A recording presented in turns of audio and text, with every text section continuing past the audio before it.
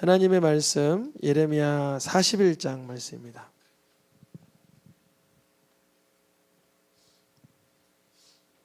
(41장) 1절에서 4절까지 제가 한 절씩 읽겠습니다.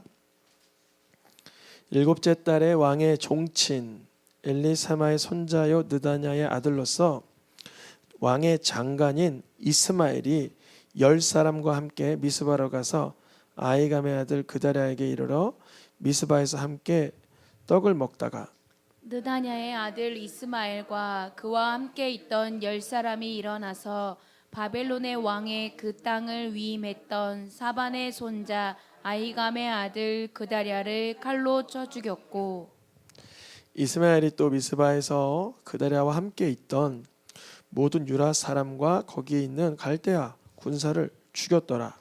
그가 그다랴를 죽인 지 이틀이 되었어도 이를 아는 사람이 없었더라. 아멘. 지난주에 예레미야가 이렇게 옥에 있다가 바벨론으로 끌려가는 와중에 보니까 선대해야 될 사람인 걸 발견한 거예요. 그래서 끌어가던 그 느부사라단이라는 사령관이 예레미야에게 너 가고 싶은 데로 가라. 너가 만약에 가고 싶은 데가 바벨론이면 거기 가서 내가 선대하여 주겠다. 근데 만약에 바벨론으로 가는 게 좋지 않게 여기거든 너가 원하는 대로 가라 그랬었어요, 지난주에. 근데 이제 예레미야가 이제 조금은 뭐 고민했겠지만 바벨론 가서 이렇게 우대받고 사는 것보다 여기 남아서 이 민족을 위해서 복음 전하는 게 낫겠다 여긴 거예요. 그래서 거기에 이제 끌려가는 길에 바벨론으로 가는 길을 멈추고 유다에 머물기로 했는데, 지금 유다는 왕이 없잖아요. 시드기야 왕도 눈도 뽑히고 끌려갔는데 왕이 없으니까 그 바벨론의 왕이 유다에 감독관 총독을 세웠어요. 그 사람이 누구냐면 사반의 손자 아히감의 아들 그다랴라는 사람이에요. 뭐 앞으로는 그다랴 요 단어만 알면 되긴 하는데 앞에 뭐 이렇게 사반의 손자 아히감의 아들 이렇게 돼 있잖아요. 그러니까 이 사람이 누군지 좀 이렇게 명확하게 하는 거예요. 이름이 동명이인이 많다 보니까. 그다랴의 그러니까 할아버지가 누군 거예요? 사반, 맞아요. 사반인 거예요. 사반은 누구냐면 그 요시야 왕의 서기관이었어요. 서기관. 요시야 왕이라고 하면 예레미야가 처음 사역했을 때, 그러니까 대략 한 35년 전으로 거슬러 올라가야 돼요. 30-40년 전으로 거슬러 올라가야 돼요. 그 사반이라는 사람이 어떻게 활약했는지 먼저 잠깐 보면요. 여기 하늘색 끝으로 사반 등장하죠. 이 사반이 호칭이 누구냐면 서기관이에요. 그래서 요시야 왕 때 성전을 보수하라는 명령을 받고 갔더니만 거기서 율법책을 발견한 거예요. 그래서 hilkiah라는 제사장 앞에서 그 율법책을 읽습니다. 사반이 그 율법책을 읽어요. 그리고 이 서기관 사반은 성전을 보수하는 일을 돕는 일을 맡았어요. 그러니까 우리가 오늘 본문에 봤던 그 그다랴 총독으로 세워진 사람, 남유다가 망하고 그 바벨론에서 감독관으로 세운 그 사람은 요 사반의 손자니까 좀 괜찮은 그런 집안이죠. 하나님의 말씀을 아는 집안, 그리고 또 왕가에서 쓰임 받던 사람이었어요. 그다랴가요. 그런데 그다랴가 할아버지가 사반인데 아버지는 누구래요? 그렇죠. 아히감이죠. 아히감이 누군지도 성경에 잘 쓰여 있어요. 아히감이 누구냐면 예레미야가 곤란할 때, 예레미야 있죠. 선지자 예레미야가 곤란할 때 도와주었어요. 한번 보겠습니다. 그 사반의 아들이죠. 그러니까 할아버지의 아들. 그러니까 그다랴에는 아빠죠. 그 아히감이 누구를 도와줬다 그래요? 예레미야를 도와줬대요. 이때 우리야 그 이제 그 다윗의 그 저기 병사 우리야 말고, 그러니까 하나님의 말씀 전하는 우리야라는 사람이 또 다른 동명이인이 있었는데, 그 사람은 애굽으로 도망갔다가 끌려 잡혀서 칼로 맞아 죽었어요. 그 다음 절이 바로 26장 24절에 예레미야가 죽을 뻔했는데 누가 도와줬다고요? 아히감이 도와줬어요. 그러니까 오늘 본문에 사반의 손자 아히감의 아들 그다랴라고 말할 때 독자들은, 유대인들은 사반이 누군지, 서기관이구나, 아히감이 누군지, 예레미야를 도왔던 사람이구나, 그다랴가 이 지역에 총독을 맡았구나 하는 순간 좀 괜찮게 흘러가는구나 예측해 볼 수 있어요. 예레미야가 누구랑 같이 살게 되는 거냐면, 이제 사반의 손자 아히감의 아들 그다랴, 예레미야를 살려준 아히감의 아들, 하나님의 말씀을 읽어낸 사반의 손자와 이제 그 남아있는 백성들과 함께 사는 거예요. 이제 여기까지 이제 40장 5절 6절까지 보면은 이제 행복한 결말이 나야 되는 게 좀 맞는데, 이 사람들이 이 지역에 총독이 누가 세워졌다고 아는 거예요? 그다랴가 세워진 거를 아는 거예요. 여러 지방에 이게 이제 알려지기 시작하는 거예요. 아히감의 아들 누구요? 그다랴. 그다랴에게 바벨론의 왕이 그 땅을 맡겼다는 거, 총독으로 위임했다는 걸 다 듣는 거예요. 사람들이 모여들기 시작합니다. 모여들기 시작하는데 곳곳 지방마다 사람들이 모여들기 시작해요. 많은 사람들이 모여들인데 그 중에는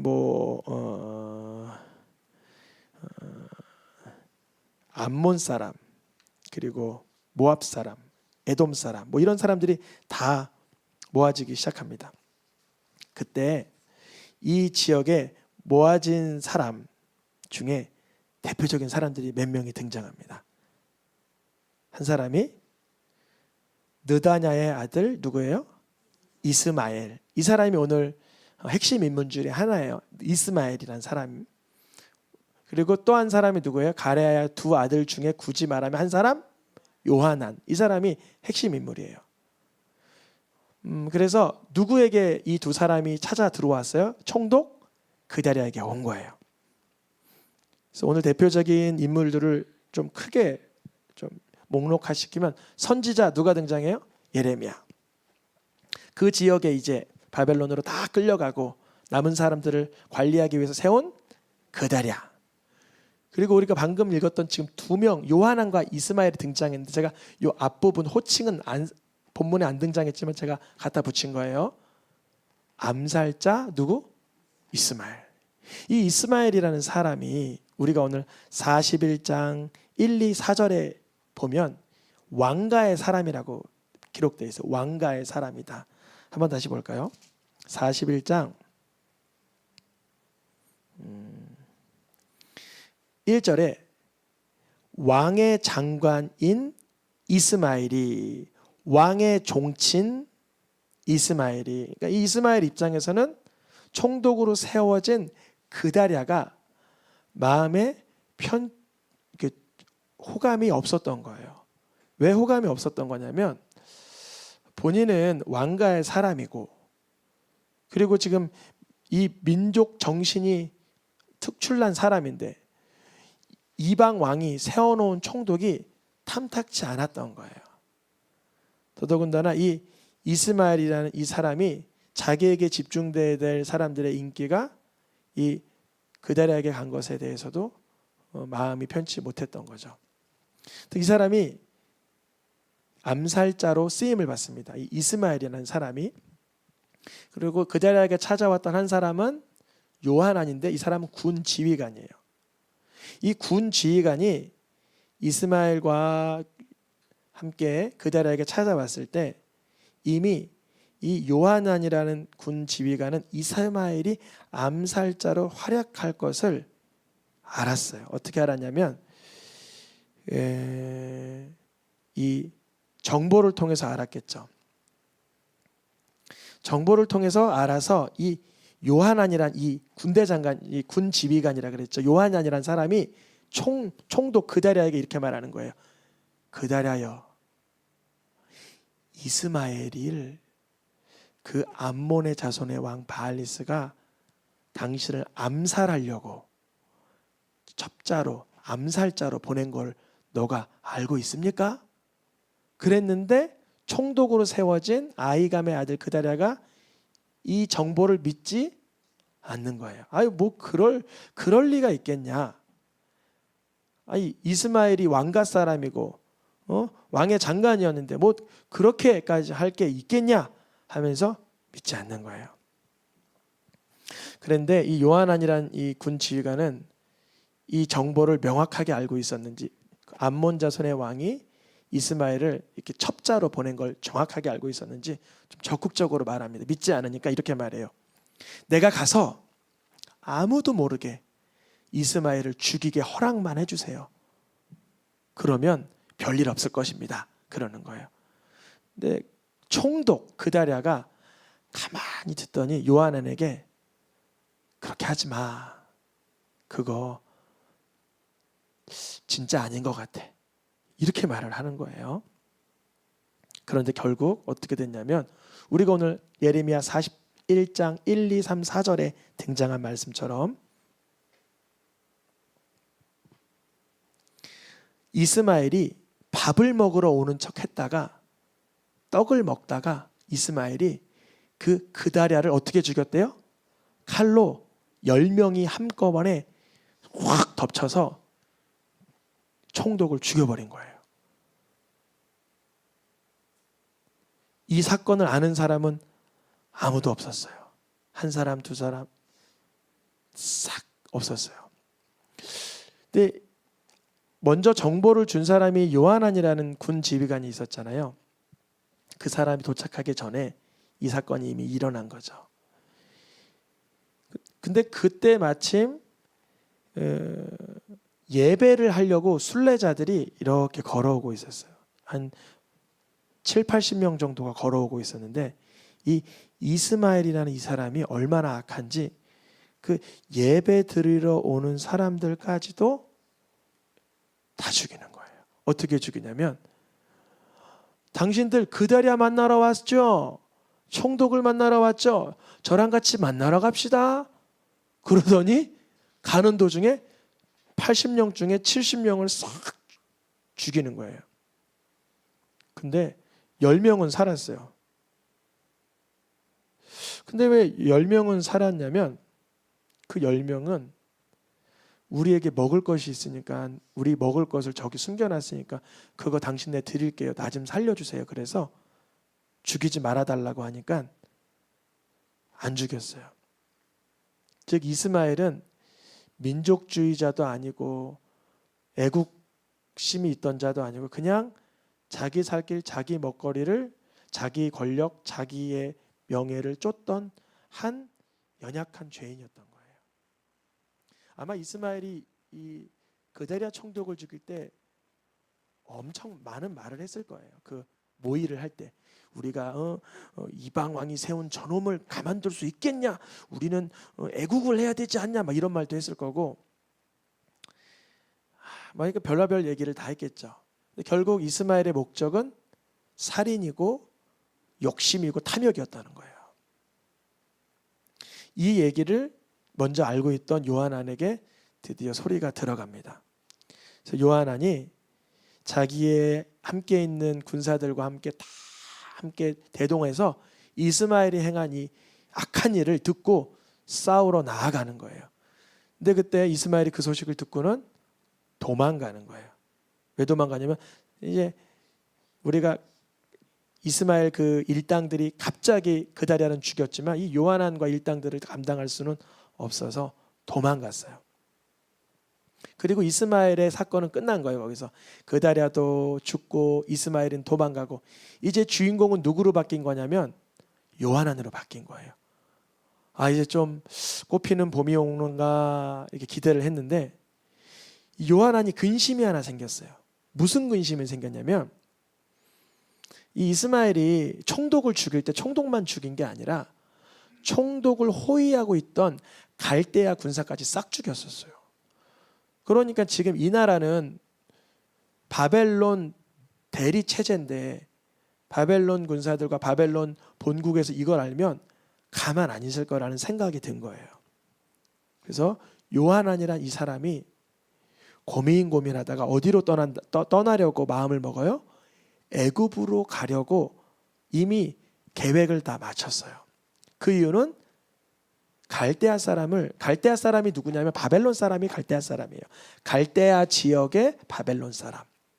왜냐하면 이스마엘이 그다랴 죽이고 이스마엘이 갈대아 군사까지도 죽여서 자기가 요한아니지만 이들은 너나 할 것 없이 싹 죽이겠다라는 생각에 사로잡힌 거예요. 두려웠어요. 그래서 애굽으로 도망가려고 이미 짐을 다 쌌어요. 애굽에 가려고 베들레헴 근처에 있는 게롯 기맘에 기다리고 있었어요. 근데 그때 예레미야가 있으니까 예레미야에게 부탁을 하나 합니다. 예레미야, 뭐 하나 좀 물어볼게. 당신의 하나님께 기도 좀 해주세요. 그랬어요. 그러니까 기도를 하더니 예레미야가 응답을 받았어요. 두려워하지 마세요. 이게 응답이었어요. 첫째는 뭐 하지 말라? 두려워하지 말라. 첫째가 그거였어요. 두 번째, 이미 이들이 지금 어디 가려고 준비했어요? 애굽 가려고 준비 다 끝냈는데 어디 들어가지 말라? 애굽 땅으로 들어가 살리라라고 착각을 하면 잘못되는 것이다. 그래요. 이들은 애굽이 구원이라고 여겼던 거예요. 애굽에만 들어가면 보호받을 수 있다. 바벨론이 어떻게 애굽까지 들어와? 이런 생각을 했던 거예요. 그래서 예레미야가 이 얘기를 해주니까 가만히 듣더니 요한안이 이렇게 말해요. 예레미야는 거짓말쟁이다 그러는 거예요. 이스마엘이 그다랴 죽이면서도 끔찍한 상황이 연출됐는데 그 두 번째 지휘관인 요한안도 하나님의 말씀에 순종하는 법이 익숙해지지 않으니까 오히려 예레미야에게 기도 부탁을 하고 나더니 예레미야 너는 거짓말쟁이야 이렇게 말하고 있어요. 43장 2절에 가레아의 아이들 그 요한안이 그 오만한 자들과 함께 말하길 당신 거짓말하는 거지 이렇게 말하고 있는 거예요. 하나님은 예레미야를 통해서 한결같이 말씀하셨어요. 지금은 형벌의 때고 지금은 70년 동안 이 땅에 안식할 때다. 너희들이 하나님이 주는 이 형벌에 이 끔찍한 기간에 순종하고 바벨론으로 가서 거기서 잘 70년을 기다리고 있고 유다의 남은 자들은 그 땅에서 하나님의 때를 기다리며 살고 있으라 이런 말씀을 듣지 않고 인간적인 방법을 더 연출하는 걸 급급했어요. 이스마엘이 민족주의 정신으로 사람들을 죽이는 거나 요한안이 인간적인 두려움으로 하나님의 말씀을 거절하는 거나 큰 차이가 없었던 거죠. 그래서 이들은 하나님께서 유다 땅에 머물러 살고자 한다라는 말씀을 거부하고 여호와의 목소리를 순종하지 아니하고 심지어 자기들에게 예언을 해준 누구까지 거느리고 가요? 예레미야 하고 바룩까지 거느린다고 했죠. 어쩌면 끌고 갔겠죠. 막 억지로. 끌고 애굽 땅에까지 들어가 애굽 땅에 머물렀습니다.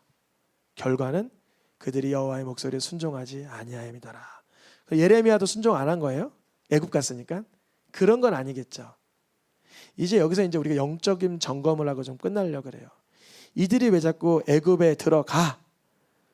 주님은 애굽에 들어가 살리라 하면 잘못되리라. 이런 들어가 예레미야 요 42장과 43장 어간을 보면 들어가 이런 단어가 많아요. 이 의도하는 게 뭐냐면 이들은 애굽 땅으로 들어가는 것을 구원으로 여긴 거예요.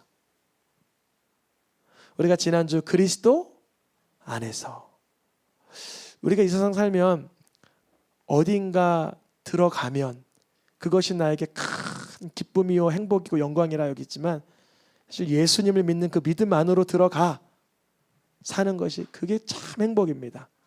하나님의 은혜 안으로 들어가 사는 게 행복이죠. 말씀 안으로 들어가 은혜 안으로 들어가 그리스도 예수 안으로 들어가 사는 게 기쁨인데 이들은 여전히 이런 곤란한 이스마엘의 사건을 경험하고도 애굽 땅으로 들어가 살리라 생각했던 거예요. 애굽 땅으로 들어가면 난 살 거야 생각을 했던 거예요. 물론 예레미야도 끌려 들어갔었죠. 그런데 예레미야는 몸은 애굽에 있지만 어디에 들어온 거예요? 아직도 하나님의 그리스도 안에, 언약 안에, 구원 안에, 은혜 안에 있는 거예요.